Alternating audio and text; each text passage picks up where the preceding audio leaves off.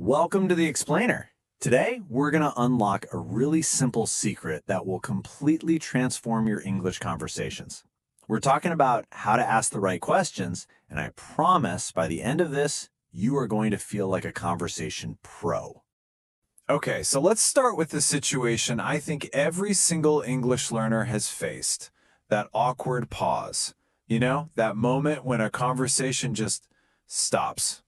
Well, today we're going to fix that for good. So picture this. Your friend says, I went hiking this weekend. You could just say, oh, and that's it. Conversation over, dead in the water. Or you could use a few super simple words to unlock their entire story. The difference is absolutely huge, and it all comes down to what you do next. So how do you avoid that awkward silence? Well, there's one simple rule you need to follow. I want you to think of it as your new mission for every single chat you have in English. And here it is, the golden rule. Your goal is to ask 2 or 3 follow-up questions. That's it. It's honestly the clearest way to show that you're interested, that you're actually listening, and that you want to hear more. It's how you turn a simple little statement into a real connection. So how in the world are you supposed to come up with those 2 or 3 questions on the spot, right? Without it feeling forced? Well, guess what? There's a simple tool for that. It's kind of a magic formula that makes it ridiculously easy. This right here is the key, the whole shebang. This simple little structure. You take a question word, add the magic words, did you, and follow it with the basic form of the verb. This little formula is your master key for asking endless questions about things that happened in the past. This slide just lays it out so perfectly. Your friend says went, and your brain immediately flips that to the base verb, go. You just slot in did you, add a question word like where to the front, and bam, where did you go? A perfect, natural sounding question, and you built it in like 2 seconds flat. Now let's really see how this formula works in different situations. We're going to apply it to a few different scenarios so you can really get a feel for just how powerful and flexible this thing is. All right, let's circle back to our first example. Your friend just told you they went hiking. Remember our goal, 2 to 3 questions. Let's build them together right now using our formula. Now what's really interesting here is that this shows you both the power and the limits of the formula. You can ask where, who with, or why. All great. But notice what. What did you go hiking? It just sounds wrong, doesn't it? This structure kind of naturally guides you to the questions that sound natural. And hey, here's a fantastic pro tip for you. Your grammar book might have taught you to say with whom, but listen, almost no native speaker talks like that in a casual chat. Who did you go with? Ending with that little preposition is way more common and just sounds a whole lot more natural. All right, time for a new scenario.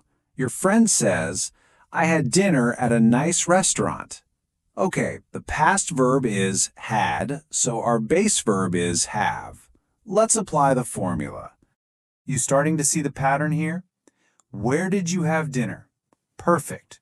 Who did you have dinner with? Excellent. Now look at why. Why did you have dinner is a little strange, right? The answer is kind of obvious, because I was hungry. But add one simple word, there, and it becomes a great question. Why did you have dinner there? Okay, let's do one more together. Your friend says they played computer games. The verb is played, so the base verb is play. What questions can we create here? This is a great one because now what works perfectly. You have so many options. What did you play? Or you can get more specific with what games did you play? You can even use other question starters like how many to ask about the time they spent playing. Okay, you've seen how the formula works. But you know, the best way to really learn something is by doing it. So, it's your turn to be the question master. Imagine you're talking to a friend, and they share this exciting news with you. I went on a date. The verb is went, so our base verb is go. I want you to pause for just a moment. Right now, in your head, try to create 3 follow-up questions using our formula. Go ahead, give it a try. So, how did you do? Did you think of some of these? Where did you go? Who did you go with? When did you go? All of these are perfect questions that will get your friend talking and sharing their story with you. Fantastic. Let's do one final challenge, but this time you have no hints on the next slide. Your friend says, "I just cooked at home." The verb is cooked. All right, this is it. What 3 questions can you ask me right now using our simple formula? Take a second and formulate them. Let's see the results. Did you come up with, "What did you cook?" or "Who did you cook with?" Maybe even, "Why did you cook?" If you thought of questions like these, then congratulations, you have officially mastered this powerful technique. Look, the most important thing to take away from this is that simple formula. It's more than just grammar. It's a social tool. It's your key to becoming an active, engaged, and confident conversationalist in English. You now have the rule, and you have the formula. You are ready.